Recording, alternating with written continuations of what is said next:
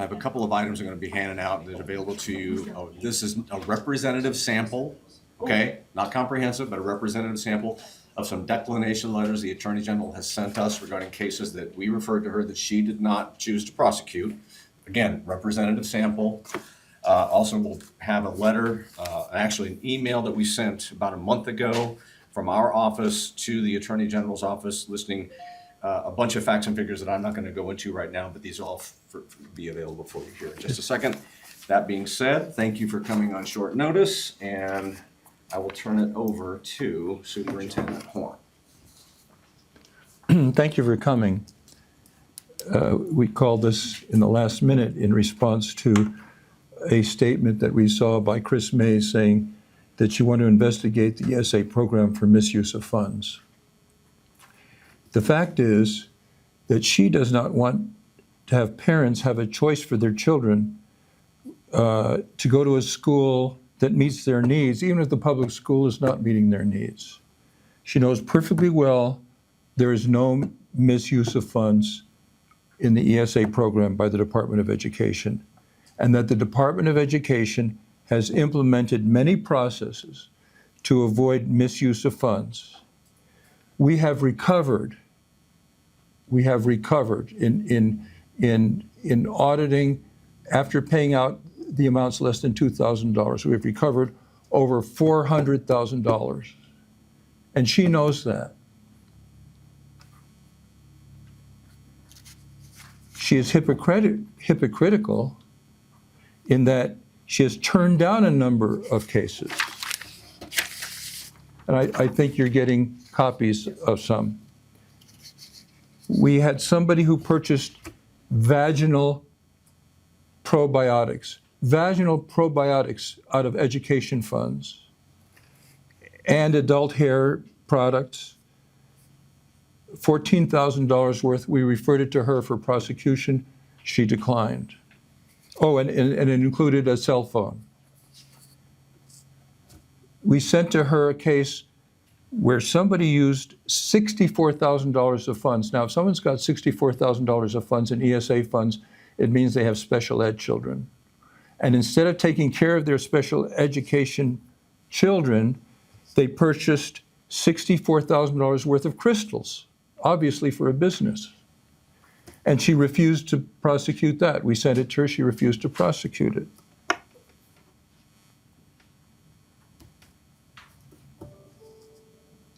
We sent her $232,000 for recovery, and we haven't heard anything from her about doing that recovery.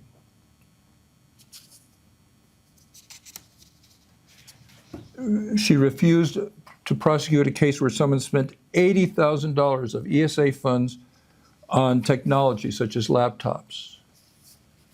All of these are cases that we sent her that she refused. She's refused so many cases, we stopped sending them to her. We're sending them now to the county attorney. And she talks about misuse of funds. We had to go to the county attorney because she won't prosecute things. And the one thing she prosecuted, she lost because she didn't give it proper personnel to prosecute the case.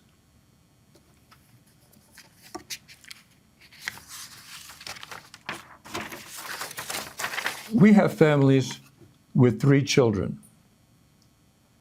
I'm thinking one in particular. 2 are doing fine in the public school, but the needs of the third are not being met. Now, the parents have the ability to place the child in a school that does meet the child's needs. I don't understand how anyone can be opposed to the parents having that right unless people are so immersed in ideology that they forget about the interests of the students. And I'm going to name 2 such people, the governor and the attorney general. When I took office, the program had 11,000 students. It now has 97,000. The program has grown, it's been popular. Yet, we have the same number of people in the Department of Education to process those and audit them that we had when there were 11,000 students. Last year, the House of Representatives had money in the budget to give us additional personnel because of the tremendous growth of the program. for processing it. The governor told them if they didn't take it out of the budget, she would veto it. Now, you may remember this is when we were right up against the deadline, and if there was another veto, there'd be a shutdown of the government. So the House took it out of the budget, and we remain with the same personnel that we had with 11,000, even though we've got 97,000 students to deal with now.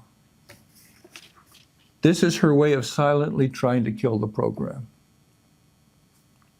under which parents have choice for students whose needs are not being met in the public school. It's not a big percentage. It's 97,000. We have 1,250,000 in public schools, so it's not a threat to the public schools. But for those 97,000 parents, it's important that they're able to find a school that meets the needs of their child. We have implemented counter-fraud measures. In addition to what I've already talked about, every purchase over $2,000 is audited before it's paid. Under $2,000, we implement something called risk-based auditing. That means you pay it out and then you audit to see if it was misused and get the money back. If we did not do that, parents would wait 3 months to get money reimbursed to them, and a lot of them can't afford that. We can't have a 3-month delay in reimbursements because, and this is all caused by the governor, because the governor is preventing us from having more than the personnel we had when the program was 11,000 parents.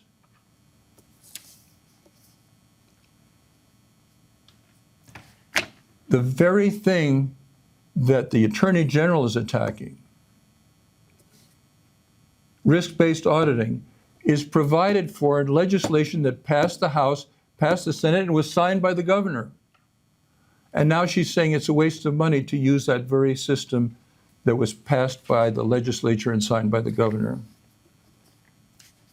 It is disgraceful that the Attorney General is politicizing a program that benefits 97,000 students. I'm going to continue to fight for the right of parents to choose the best school for their child. John, did you want anything? No? So I'm ready to take questions. Yes? The Attorney General said that she had been in regular contact with your office. Were you aware of this before this morning? Oh, yes, she was in regular contact, and people came here and they said this very thing, you know, we're going to sue you. But they got an earful in response, pointing out the things I just pointed out to you. You can't sue us. Look at what have you been doing. Look at the situation we've been put in. Look at everything we're doing to avoid fraud. Look at the money we got back, $700,000 we got back. There is no waste of money. Tom, if you look back from, we got those public records from you, you go back from July, or from November to July. Yeah. There were thousands of cases Mhm. that were complete misuse of funds. From that time period, how much money have you gotten back and how many accounts have you shut down?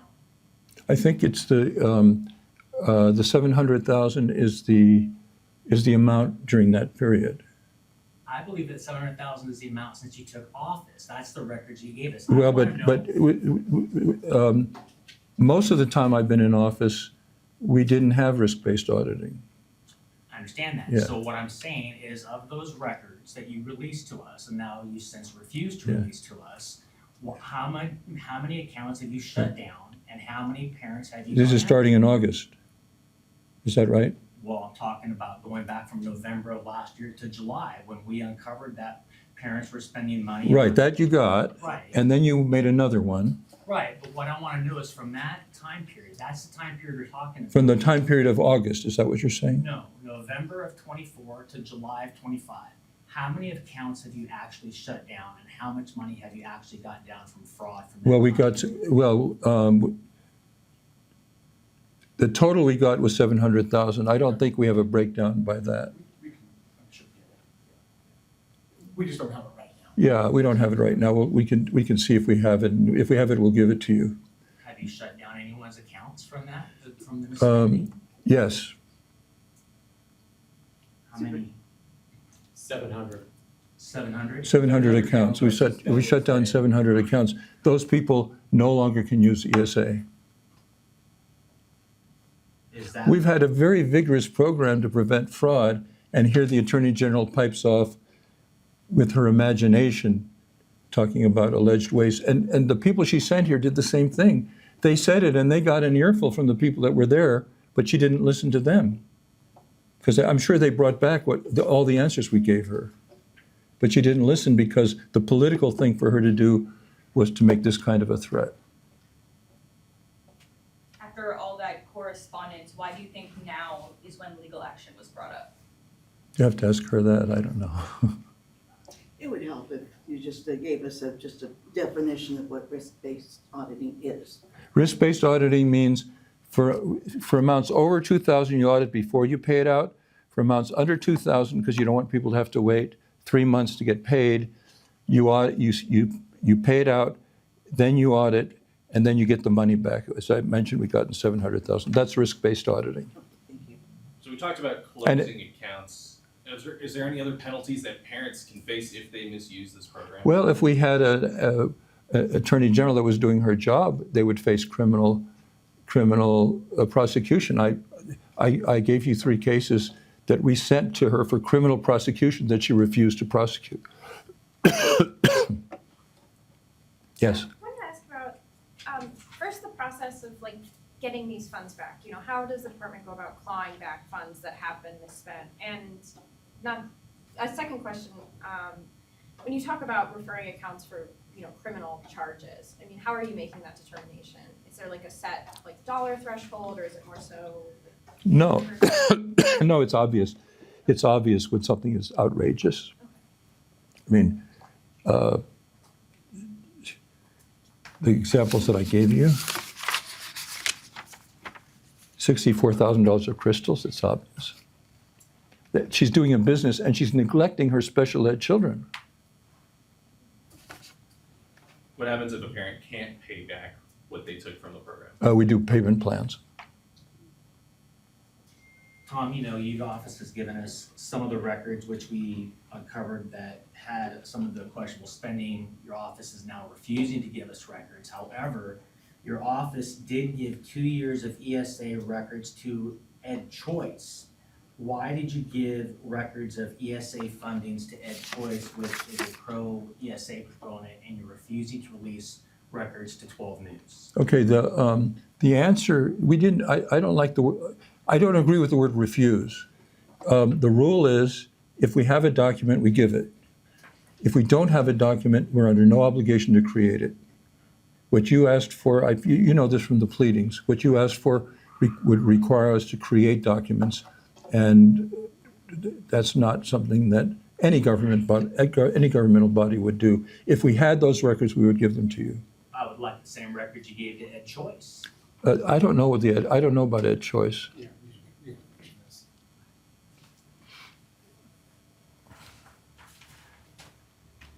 I'll go ahead and take this question. The records that we sent to Ed Choice pertained to vendors on the on the Class Wallet platform. And so if you haven't received those yet, I know that you will be receiving them. So everything that we did send to Ed Choice will be sent to you as well. Okay, but once again, you got records from Class Wallet. You created records from Class Wallet to give to Ed Choice, correct? The records of which vendors are on the Class Wallet platform, we have access to in real time to pull that data ourselves. And so we gave that data to Ed Choice, I believe it was August of 2024 when they requested. And so we're not, there's no reason why we wouldn't provide it to you as well. Thanks, John. Yes. Real quick, I'm so sorry. Would you mind speaking to the process of clawing back funds and what that looks like? So when we identify misspending in the ESA program, we will immediately suspend an account holder's account and request that they repay the monies back to the ESA program. If they choose not to repay the program, then we send them to collections. And in addition, if they refuse to pay, we cancel them out of the account. They'll never be able to use ESA again. Tom, do you have a number, is the 700 number, is that the under 2,000 that you shut down? Those are just all accounts that have been shut down that are currently shut down for misspending today, irrespective of the threshold. I guess I'm still not understanding if someone with as little brain power as I can go through and put this together to see that there are thousands upon thousands of accounts of illegal expenditures, why haven't you shut those down? If a media outlet can figure out that there's thousands of accounts that have misspent money, why can't your office go and shut those down? The state board rule is that, by the way, some interesting things happened over the years. When I was last superintendent, I had a lot more power than I have now. During the interim, the legislature was very unhappy with one of the state superintendents, happened to be a Republican. And so they shifted a lot of power to the state board. So in this case, the state board made a rule that said that if they pay it back, you can't shut them down. If they don't pay them back, you can shut them down. So if they pay it back, but it's outrageous, like examples I gave you, then the answer is criminal prosecution. We have to create a disincentive for people to do this. This is education money, and if we didn't seek prosecutions, then people would say, well, we'll just try it, and if we get away with it, we get away with it, and if we don't, we don't. But if they're criminal prosecutions, they would hesitate.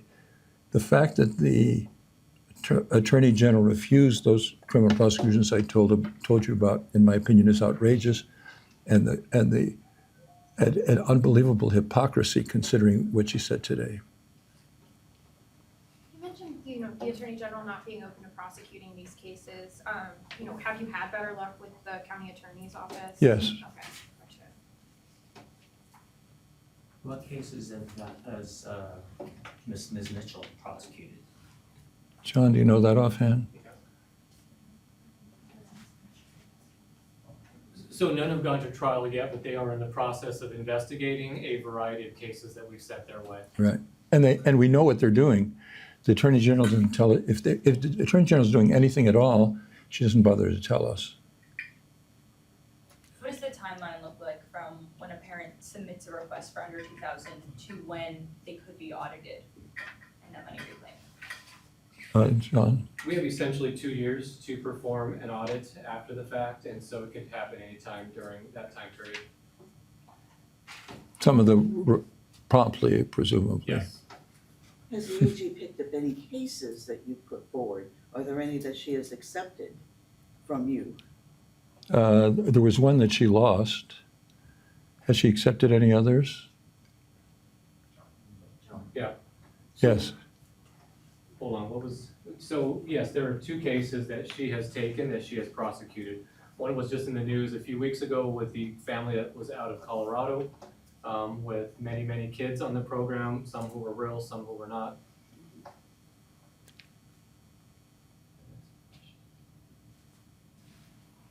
Any other questions? I have an off-topic question while I have you. Sure. State lawmakers, some of them are pushing for a bill called HB 2020, which would lessen the punishment for those under 18 making threats against schools. We recently had a kid up in Mojave County bring a gun to school. It would turn something like that from a felony into a misdemeanor. I know you've been very strong on punishments for threats like this. What's your reaction to this bill? I don't agree with that. I don't agree with the bill to reduce the penalty. I think it should be a felony to make a threat against a school. Is that what you're looking for? Yeah. Okay, I couldn't tell from your face. We have another report. And Superintendent, I've got another question from a colleague. Several districts and school boards are discussing school closures. If it comes to it in the future, do you support school districts consolidating or unifying? I'm sorry, who's talking? Oh, Sorry. okay, I got Hear my you. question? Now I can see you. Yeah. Go ahead.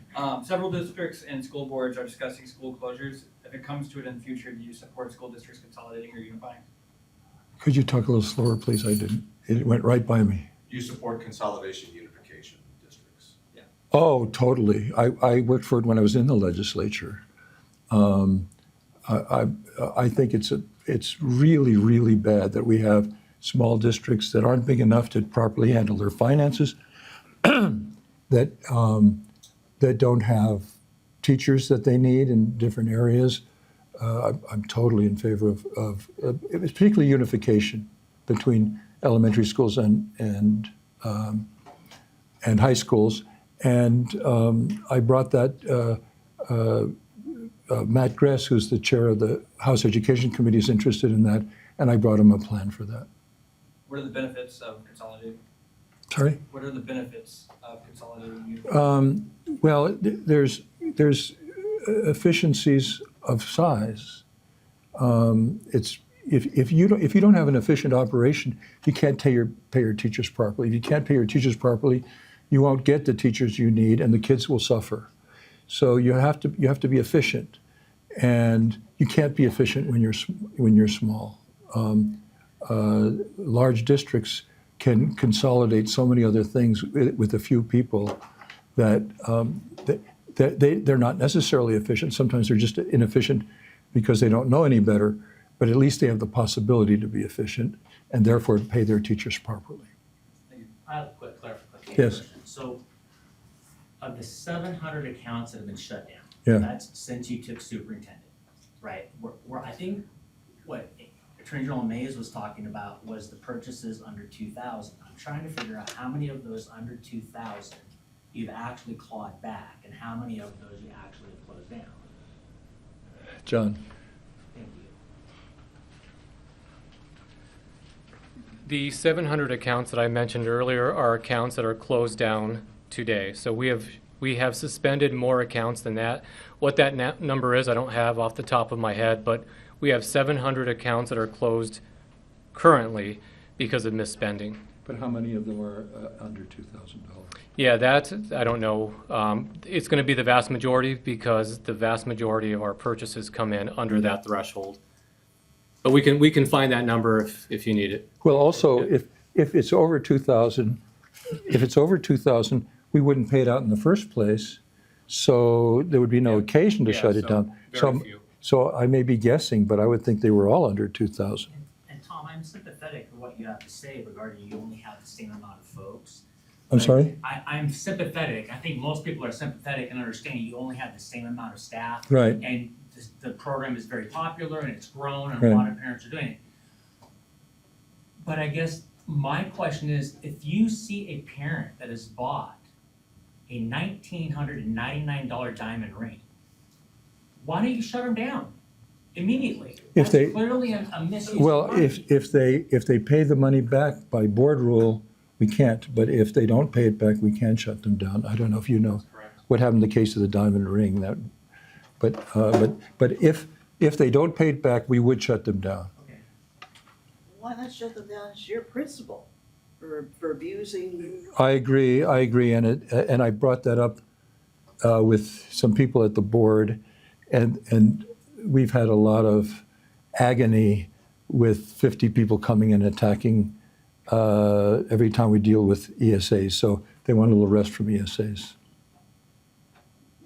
Yes. When you look to the next legislative session, I mean, yeah, I don't know, is your request for personnel the same? Have you found that you need more people, to work on auditing?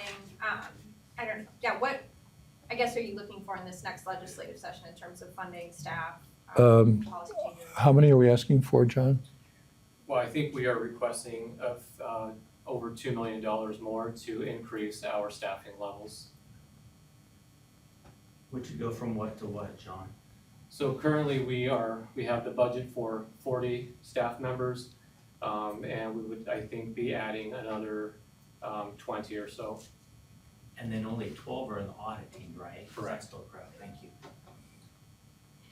That's a very modest request because that's a 50% increase in personnel, and we've had 100%, we've had 1,000% increase. We've had 1,000% increase in the number of people using the program, and we're only asking for a 50% increase in personnel. And even that was too much for a governor who doesn't want parents to have the ability to choose a school for their child.